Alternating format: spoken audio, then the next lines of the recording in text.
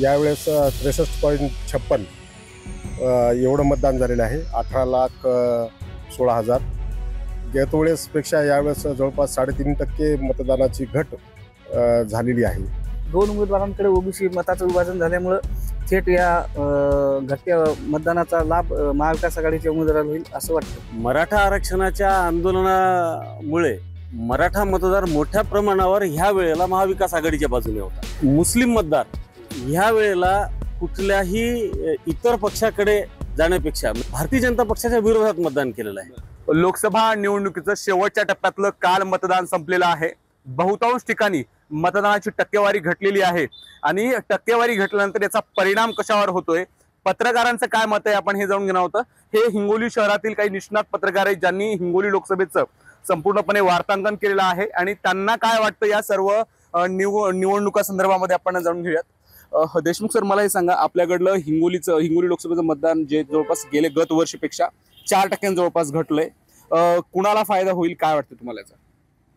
हिंगोली लोकसभा मतदारसंघातलं आपण जो विचारला तो प्रश्न म्हणजे घटलेलं मतदान, आणि त्या अनुषंगानं जवळपास यावेळेस 63.56 एवढं मतदान झालेलं आहे. 18,16,000. गतवेळेसपेक्षा यावेळेस जवळपास 3.5% मतदानाची घट झालेली आहे आणि त्या अनुषंगाने याचा फायदा बहुतांश महाविकास आघाडीला होऊ शकतो. बरं, तुमचं काय मत आहे, तुमचं काय अनालिसिस? हिंगोली लोकसभा निवडणुकीत यंदा प्रथमच मराठा ओबीसी मतदारात वर्गीय म्हणजे ध्रुवीकरण झाल्याचं दिसून आलं. दोन उमेदवारांकडे ओबीसी मताचं विभाजन झाल्यामुळं थेट या घटत्या मतदानाचा लाभ महाविकास आघाडीच्या उमेदवाराला होईल असं वाटतं.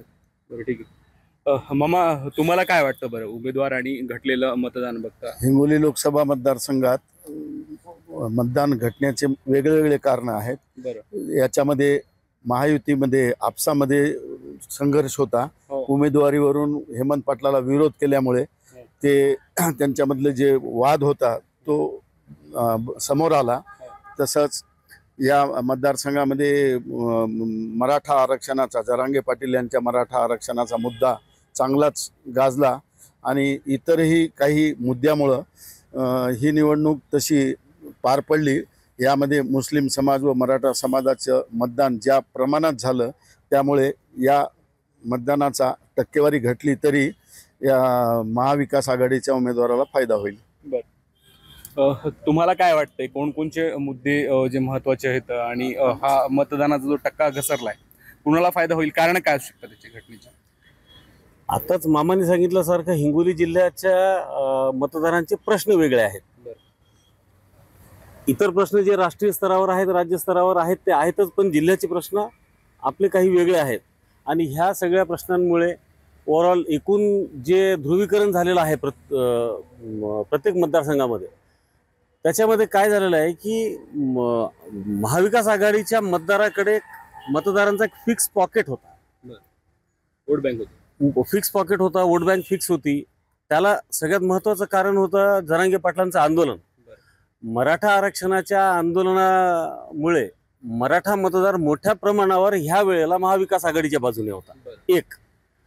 दुसरा, मुस्लिम मतदार ह्या वेळेला कुठल्याही इतर पक्षाकडे जाण्यापेक्षा, म्हणजे मुस्लिम मतदान घेणारे जे इतर पक्ष आहेत असल्या कुठल्याही पक्षाकडे जाण्यापेक्षा त्यांनी म्हणजे असं फार संघटितपणे भारतीय जनता पक्षाच्या विरोधात मतदान केलेलं आहे. आघाडीच्या त्यांच्या एकूण NDAच्या विरोधात मतदान केलेलं आहे. मग ह्या मतदानाचा आणि काय होतंय, ज्या वेळेला एखादा पॉकेट फिक्स असतो, ज्या वेळेला म्हणजे एक ठराविक मतदान एखाद्या गटाला मिळणार असते, अशा वेळेला घटणाऱ्या मतांचा फटका समोरच्या पक्षाला बसतो, कारण त्यांच्याकडे ठराविक मतं नाही. ओबीसी हा एक फॅक्टर होता त्यांना मिळण्यासारखा, पण इथे एक ओबीसीचा वेगळा उमेदवारही होता. आणि हिंगोलीची परिस्थिती ओबीसीचा उमेदवार असल्यामुळे ओबीसी वोट काही प्रमाण तिकडे गेले, बऱ्याच म्हणजे मोठ्या संख्येने तिकडे गेलेले आहेत. ओबीसी हा परंपरागत भारतीय जनता पक्षाचा किंवा NDAचा मतदार आहे, पण या मतदारसंघामध्ये ओबीसी मतदानामध्ये ही बऱ्यापैकी फूट पडलेली आहे. त्याचा फटका NDAला बसणारच आहे. म्हणून अल्टरनेटली ह्या घटलेल्या मतदानाचा फायदा हिंगोली लोकसभा मतदारसंघामध्ये महाविकास आघाडीच्या उमेदवाराला होईल असं आमचं मत आहे. तुम्हाला काय वाटतंय, मतदान घटलंय त्याचा परिणाम होतो की म्हणजे ओबीसी मराठा आरक्षणाचा जो वाद भेटला होता याचा कोणाला काही इफेक्ट होतो? नाही, आता आमचे जे ज्येष्ठ पत्रकार आहेत वसंत भैया यांनी जो एक विषय मांडलेला आहे, तसं पाहिलं तर हे घटलेलं मतदान केवळ 3.5-4% नाही आहे, हे ह्याच्यापेक्षा सुद्धा जास्त घटलं असतं. परंतु मुस्लिम मतदारांनी जे स्वतःचं वोट ऑफ पर्सेंटेज वाढवलं हे स्पष्टपणे दिसून आलं. कारण बऱ्याच मतदान केंद्रावर रात्री उशिरापर्यंत मुसलमानांच्या रांगा होत्या. आणि हा जो एक फॅक्टर आहे की मुसलमानांनी त्यांचं जे मतदान वाढवलं, त्याच्यानंतर ओबीसीचं जे मतदान फुटलं, जे वंचित बहुजन आघाडीकडे मोठ्या प्रमाणात गेले, हे मतदान वाढणं आणि वंचितचं ओबीसीचं मतदान कमी होणं, ह्या दोन्ही गोष्टींचा सरळ फटका हा महायुतीच्या उमेदवाराला आहे. आणि याचे निश्चितपणे जास्त बेनिफिट्स हे महाविकास आघाडीच्या उमेदवारांना दिसून येते. निश्चित. कावडे सर, तुम्हाला काय वाटतं, मतदानाचा टक्का म्हणजे घटलेला आहे, कोणत्या उमेदवाराला फायदा होऊ शकतो हिंगोलीमध्ये? नाही, आपण मागच्या लोकसभेला जर आपण बघितलं तर त्या तुलनेत 1-2-3% मतदान घटलंय. हो. म्हणजे असं फार काही मतदान घटलं असं म्हणता येणार नाही मागच्या तुलनेमध्ये. पण ह्यावेळेस जी परिस्थिती होती, म्हणजे महाविकास आघाडीकडून शिवसेनेचे नागेश पाटील आष्टीकर होते आणि हिंगोली जिल्हा हा शिवसेनेचा पूर्वीपासून बालेकिल्ला म्हणून ओळखला जातो. आणि शिवसेनेसोबत ह्यावेळेस महाविकास आघाडीतील घटक पक्ष काँग्रेस, राष्ट्रवादी आणि इतर पक्ष हे सोबत होते. त्यांनीही ज्या पद्धतीनं काम केलंय, म्हणजे हे एकंदरीत विजय हा नागेश पाटील आष्टीकर यांचा पहिल्या दिवसापासून इथे हिंगोलीत होता आणि तो विजयाच्या रूपांतरित तो असणार आहे तो. आणि आपण महायुती जर म्हणतो आपण, तर ह्यावेळेस शेतकऱ्यांमध्ये प्रचंड नाराजी होती.